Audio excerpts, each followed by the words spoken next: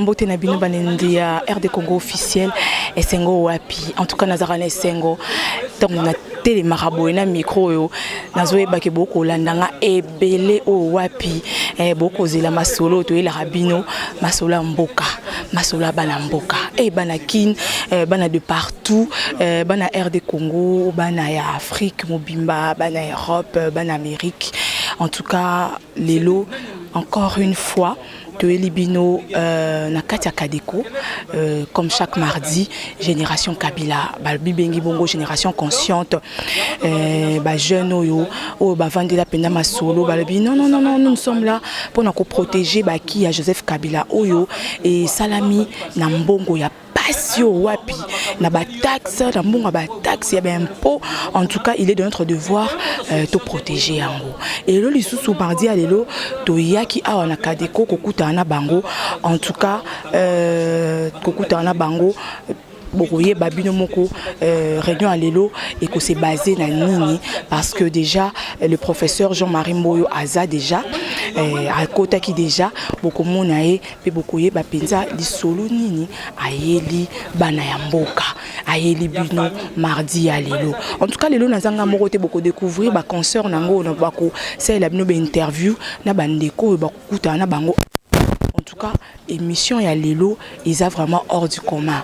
Nana kondima ke boko sepela makasi pe karanenge génération Kabila le bara. Ils a wana pona batu nyonso. Ba o nyonso tout ba na idéologie ya ko protéger ba qui il y a non violence. En tout cas, boya porte za nango ya ko fungama. Tout landa réunion pe to kutana pour plus de commentaires bien sûr. Tous les cas.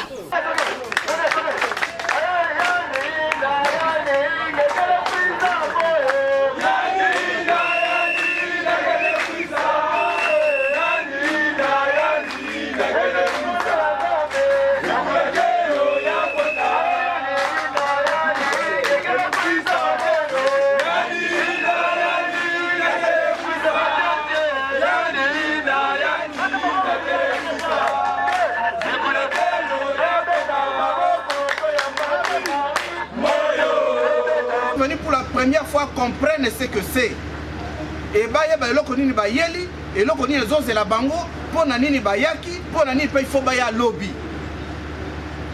Chers amis au baoyem bala liboso boye ba ke o eza génération Kabila ezali structure na kati ya PPRD toza parti politique te toza une structure o eza na kati ya parti politique ba bengi PPRD. PPRD est appartient à Joseph Kabila, ils appartiennent à diriger na prof Henri Mova Sakani. Bisoto benga kaema ya Sika. Yende mutu asali génération Kabila. Yende mutu a lancé idée oyo. Nga nazaka coordonnateur nommé par lui. Et lobby pa ko kolongolanga tche mutu mususu. C'est comme ça qu'il faut être efficace tam mususu pour remplacer nga lobby. Donc, tous les cas, il y a PPRD, structure à PPRD, mais au sein du PPRD, tous les une mission spéciale. Boyebi Binonyos, parti politique à la mission Moko Boyebi. Conquête du pouvoir et sa conservation le plus longtemps possible. Donc, parti politique est à cause du pouvoir, peut vendre Nango libella na libella. Donc, on doit reprocher PPRD qui a pouvoir. C'est ça le rôle d'un parti politique. Mais biso na kati ya PPRD, na rôle wana ko conquérir pouvoir, tozwa mission mususu. O Henri Mova pesa biso. Mission na biso zanini protection des acquis de Joseph Kabila. Nous devons protéger les acquis. Nous devons vulgariser les acquis. Depuis 2001 que Joseph Kabila comme président, il est là. Asali Moussala Nini. Makamu nyonso a malam Joseph Kabila Sali. Biso il faut te protéger yango. Ba idée nyonso a pesi il faut te vulgariser yango. C'est comme ça que nous appelons la police politique du PPRD. La police politique de Joseph Kabila. Azana police na yo azana mandoki. Azana armée. Mais na côté politique, police na ye eza génération Kabila. C'est pourquoi nous nous appelons génération consciente. Génération Kabila. Génération consciente. Mais tout n'a pas cité. Génération consciente pour Nanini. Pourquoi vous dites que vous êtes une génération consciente? Par rapport à quoi? Conscience soit des Nini. Alors la génération consciente parce que nous avons pris la mesure. Il y a modèle Joseph Kabila Kuta Kamboka Oyo. A Kuta Kamboka Yakokwe Yamakasi. Nous avons eu conscience de cela. Et nous avons vu comment le pays est remonté. Mboka et Mati. Nous avons vu de nos propres yeux. C'est pourquoi le Kola Tomoni, Ndengemboke Zalaki, Ndengemboke Komilelo, tu as eu conscience que tu soutenir rien plutôt que de toujours Liboso. Pour pouvoir il faut les canaux d'élection. Et donc, nous de la génération Kabila, nous sommes debout. C'est pourquoi vous nous avez vus debout le 19 décembre. On était debout. Nous n'acceptons pas Yangoana. Article 70. Chèque. Article 70 alinéa 2. Donc nous disons à la génération Kabila que nous n'acceptons jamais que quelqu'un prenne le pouvoir par la force. Il n'y aura plus de coup d'État dans ce pays. Nous sommes en démocratie. Il faut que quelqu'un soit élu. Nous disons, nous sommes la police politique, nous surveillons la situation. Donc personne ne peut prendre le pouvoir par la force. Ceux qui ont le pouvoir dans Bokoyo, c'est l'élection. Voilà l'aspect à Liboso sur le plan politique. Sur le plan politique, tout le monde a dans la dictature. Joseph Kabila Koutibiso démembré, un État démembré, mais Bokana a zone Siago Moko a mené une élection pour la première fois en 2006, élection pour la deuxième fois en 2011, Tozo que l'élection de Sousoumalo, Tozo cela veut dire que tu comptes un cycle électoral et donc Joseph Kabila nous a amené la démocratie. Et la génération Kabila va protéger la démocratie dans ce pays, que quiconque ne puisse pas prendre le pouvoir par la force. Olongo comme Kitambo, Kitambo comme Delvo, Delvo comme Peine. Mboka na biso ezali na compagnie te ya transport. Mais lelo toza compagnie ya transport na nzela nyos. Avion ezalaki te. Ba privé baza na ba avion, mais l'état azanga avion. Mais aujourd'hui, l'État a un avion, compagnie d'aviation, comment on a dit Congo Airways. Et je vous informe, mes chers amis, que Congo Airways, l'élo, est un monopoleur. C'est-à-dire qu'il y a un avion qui a Congo Airways. CAA, ils ont ça la tête, l'avion, ils ont ça la tête, tout le monde a une compagnie Moko. Bon, imaginez que Congo Airways, ils ont pas ça la yangote. Ce qui est à la tête. Mais les lots tozo sala ndenge nini bande ko biso ba uti lumbashi ba ngai ba koma ndenge nini ba bazo camion ba le kana c'est pas moi ba bimambujima i bandundu kikwit ba yo koma wa mutu alobi cargo ya compagnie nini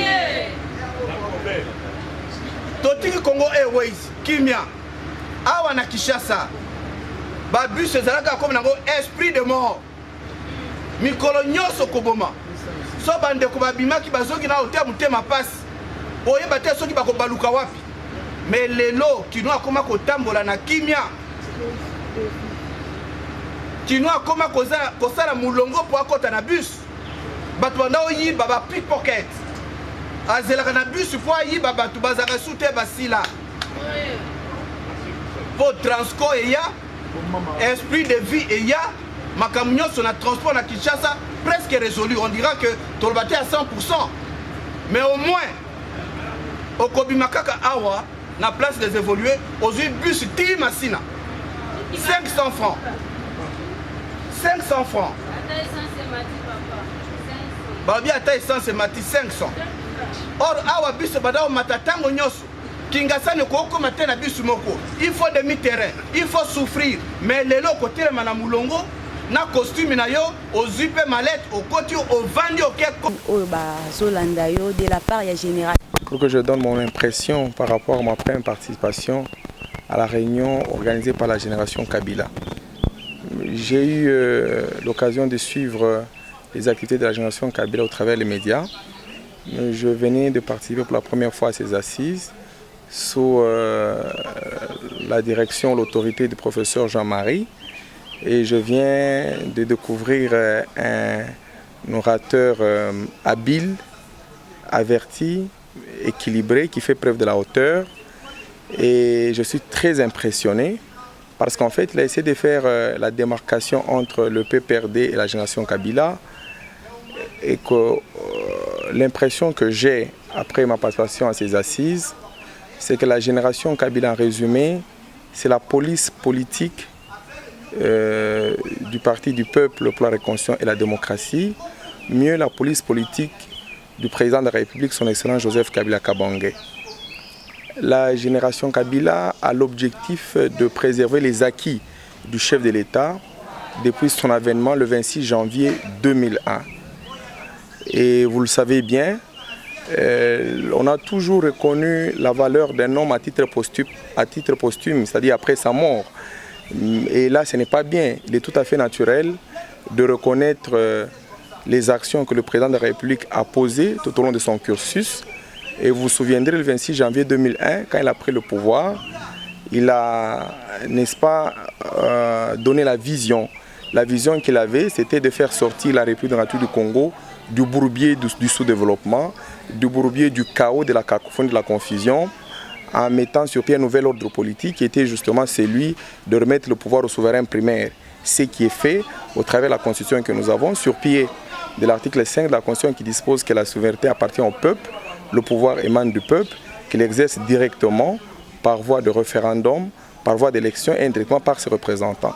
Et que donc toute autre personne qui voudrait prendre le pouvoir par des voies autres que celles qui sont constitutionnelles commettrait un crime et même de haute trahison contre la Constitution qui est en fait la loi fondamentale de notre pays. Au côté de la génération Kabila, omoni peut-être prof Jean-Marie Mboyo à lobby, impression dans les années par rapport à Maloubana et par rapport à la motivation. Na sepeli makasi na ba impression ya Jean-Marie Mboyo na sepeli tellement makasi. Pour génération Kabila vraiment ils a faim baza ba jeune oyo baza na pose ya komona clair na makambo nyonso yango na CP nazaki invité mais en fait na CP li pena ko umela kati eloko oyo ememinga mwa mingi tala kaka toza na sima ya papa na ye po na ko comprendre ko sosola quand même pour de génération Kabila il faut batu o baza misuga quand même.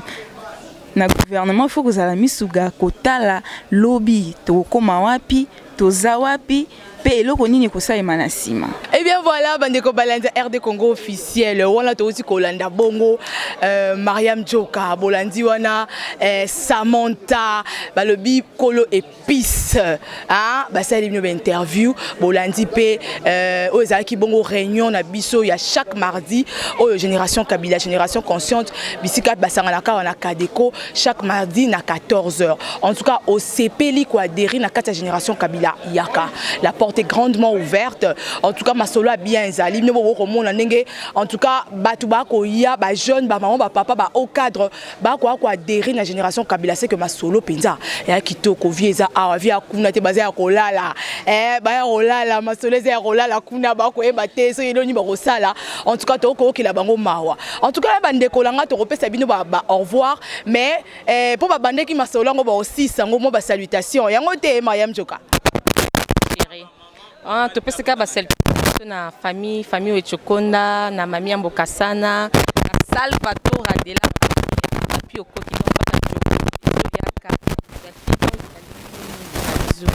Yokani makasi Samantha kolobe pisse babiye c'est le piment mingi mingi Samantha la blonde à couper c'est la pété ya ya.